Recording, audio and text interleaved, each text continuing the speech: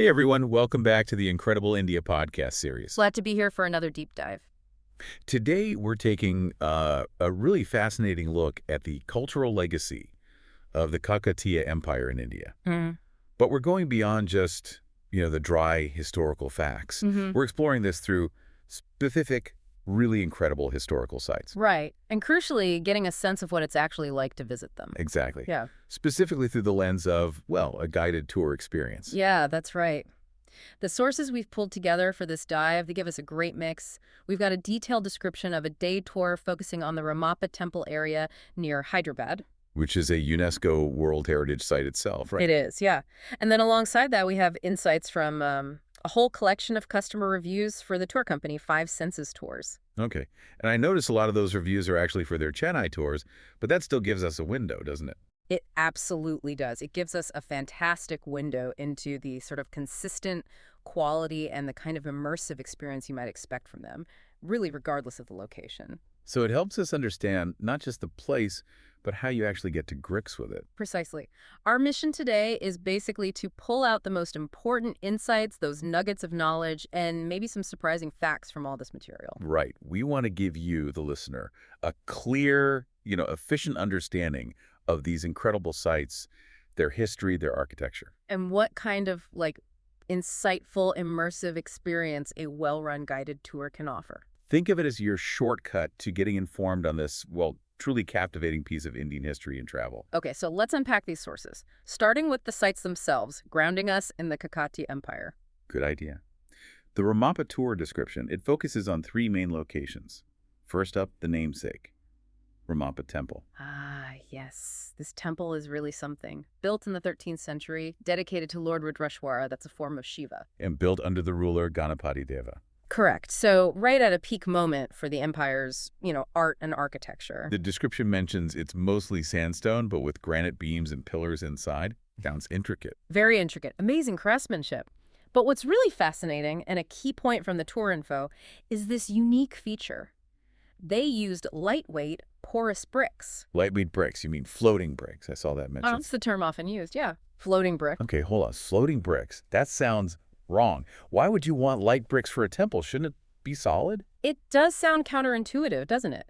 But the genius here, well, it's that these bricks were used specifically in the roof structure. Ah, the roof. Okay. Yeah, the idea was to significantly cut down the overall weight load on the walls and the pillars underneath. Wow. So centuries ago, they were already thinking about load reduction, using specific materials for specific parts of the structure. Exactly. Material science in action way back in the 13th century. It's genuinely remarkable engineering foresight. It really changes how you picture the building process. Okay, so moving on, the tour also hits the Bhadrakali Temple. Right. This one's noted as being older, potentially back to 8625. It's dedicated to the mother goddess. And it's in a lovely spot, isn't it, on the banks of Bhadrakali Lake. Beautiful setting.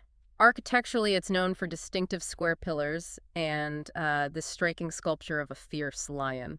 The goddess's vehicle facing the inner sanctum. Yes.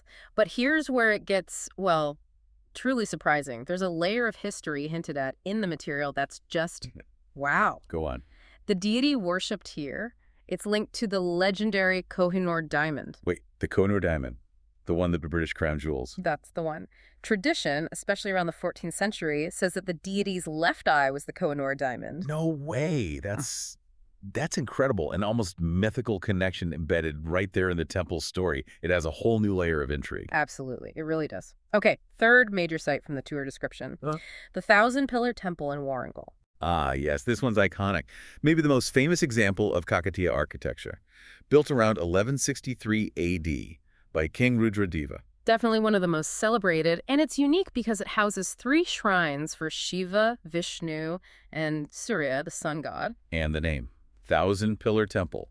Does it actually have 1,000 pillars? It does, or very close to it. Yeah. 1,000 richly carved pillars. But here's the architectural genius, something highlighted in the description. What's that? Despite having this dense forest of pillars, they're arranged so cleverly that none of them block your view of the main shrines. Get out! 1,000 pillars and you can still see everything perfectly. How on earth did they plan that? The geometry involved. It's mind-boggling, isn't it? And there's more. The description notes the floor plan is star-shaped. A star shape. Okay. And, like we see in some other ancient sites, there's an astronomical alignment. The design ensures the morning sun's rays fall directly on the Shiva lingam inside. So let me get this straight. We've got engineers using floating bricks for structural reasons, designing layouts with 1,000 pillars for perfect sightlines, and aligning buildings with the sun. This is way beyond basic building. It really is. It speaks to a highly advanced understanding of engineering, materials, geometry, even astronomy. And the sources also mention the Kakatiya legacy wasn't just buildings, right? Exactly. It's important to remember that. They were known for progressive social reforms, too. Things like trying to lessen the rigid caste system. And they had a really efficient administration system. Efficient enough that even Marco Polo apparently noticed and appreciated it. That's what the sources suggest, yeah. Which is quite an endorsement. Okay, so that gives us a fantastic picture of the history and the sheer architectural brilliance of these places, all drawn from that Ramappa tour description. But you mentioned we also have those customer reviews, mostly for 5 senses tours in Chennai. Right. And this is where we shift gears slightly. We move from what the sites themselves to the how. How do you actually experience them? And even though they're for Chennai, they give us clues about the company's overall approach. I think so, yeah. They offer really valuable insights into the consistent service quality, the kind of immersive feel they aim for. You can reasonably expect a similar standard for the Ramappa tour. Makes sense. Okay, so synthesizing those reviews, what are the main takeaways about the tour experience they offer? Let's start with the guides. They seem crucial. Absolutely crucial. The reviews are almost universally glowing about the guides. Words like knowledgeable, informative, engaging, friendly, patient, they come up again and again. Specific names are mentioned too, like Kanan, Sadish, Nivi. Yes, it highlights that these aren't just people reading from a script. They're genuinely skilled at explaining complex stuff, history, culture, in a clear, engaging way. They provide context. You see phrases like explained everything so well, knew so much, made it interesting, shared knowledge generously. It sounds like the guide really makes or breaks the experience. Totally. And it's not just about the big historical facts. Reviewers mention learning about local traditions, daily life. One even mentioned learning how to eat a traditional meal with their hands. Huh. That's proper immersion, isn't it? That's the kind of detail a good guide brings. Okay, so beyond the amazing guides, what about the practical side? The logistics, the service? Also consistently positive, people describe the tours as well-organized, reliable, smooth. Punctual hotel pickups, comfortable air-conditioned cars, safe drivers dealing with traffic. Those things really matter for a relaxed day, don't they? They make a huge difference. And flexibility comes up a lot, too. Flexibility how? Like accommodating specific interests, changing the pace if someone needs it, maybe adding a quick stop for shopping or finding something specific. The guides and the companies seem willing to adapt. That's good to hear. And practical stuff like entrance fees, lunch. Usually included, according to the reviews, entrance fees covered, and lunch is often mentioned as a highlight. A traditional South Indian vegetarian meal, often described as delicious. Another cultural touchpoint. Right, so looking at the whole picture, what's the overall feeling people get from these tours? The word that jumps out is immersive. People feel they got more than just sightseeing. They learned things. Deeply, it seems, about history, religion, traditions, daily life. Many explicitly say they gained a real understanding of the places, which is exactly what you want from this kind of deep dive, right? Absolutely. You see words like informative, enjoyable, educational. People talk about having aha moments. It sounds like it connects on a deeper level. Yeah, it's not just showing, it's explaining and connecting. And that personal touch seems important too. What kind of personal touches? Guides taking photos for people, helping with specific requests, making solo travelers feel safe and comfortable in busy places, really tailoring the day. Those little things add up. So even though these reviews are mostly Chennai-based, the message is pretty clear. Overwhelmingly positive, yeah. Professionalism, knowledge, friendliness, creating memorable, insightful experiences, it seems to be their standard. Which strongly suggests that the Ramappa tour, run by the same people, would likely offer that same high-quality immersive experience. You'd get those knowledgeable local guides really unpacking the Kakatiya legacy we talked about. Exactly. Okay, so let's connect those dots then. We have these amazing historical and architectural details, the floating bricks, the Kohinoor connection, the thousand-pillar design. And then we have this evidence of a tour experience that makes those details accessible and engaging. Right. So it shows how something potentially complex, like ancient architecture or history, doesn't have to be dry. It can be brought to life. A well-structured tour with a great guide like the ones described in these reviews seems to be the key.